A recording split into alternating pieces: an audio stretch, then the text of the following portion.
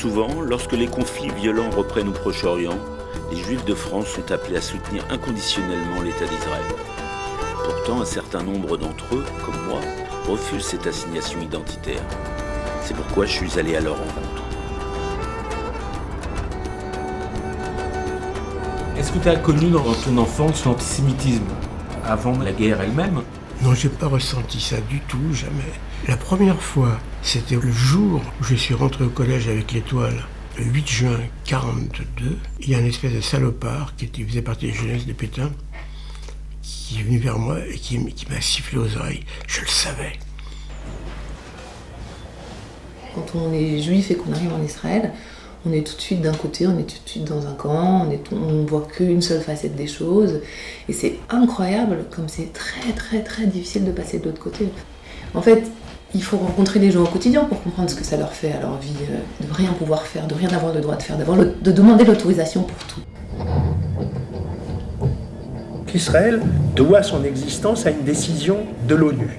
L'ONU a fait une autre résolution disant qu'il faut qu'il quitte complètement les territoires occupés. Depuis 1967, Israël n'arrête pas de contrevenir, et chaque jour un peu plus, à cette décision de l'ONU. C'est-à-dire, il remet en cause la structure à laquelle il doit sa légitimité. C'est ça qui est absolument indéfendable.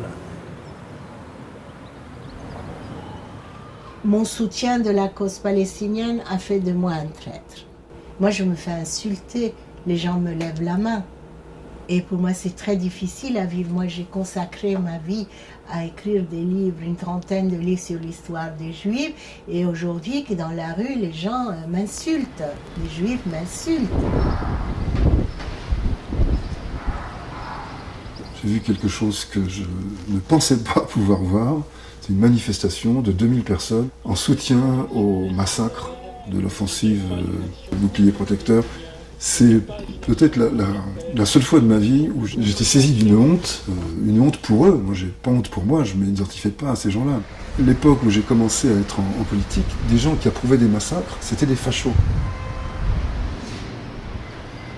Dans toutes les organisations qui sont regroupées pour défendre la cause palestinienne, il n'y a pas d'antisémitisme.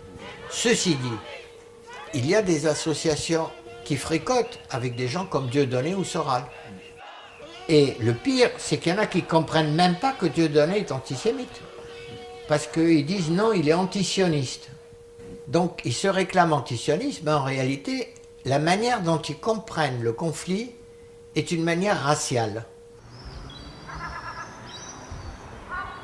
T'as pas peur d'un communautarisme ? Bah non, justement, si on combat ensemble.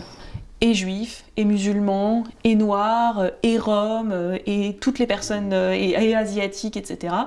Donc, je vois l'avenir comme vraiment dans un combat antiraciste, j'insiste, collectif, et pas que moral. J'imagine cette partie du Moyen-Orient avec 2 États. Mais je crois que je suis optimiste. Tout ce qu'on peut faire, c'est essayer d'inventer une fiction qui change le réel. Mais il faut s'y tenir.